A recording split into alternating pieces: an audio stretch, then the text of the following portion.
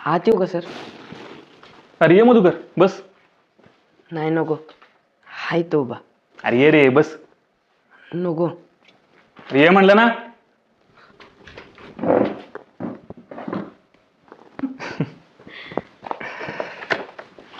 मला सांग कोण कोण असतं घरी?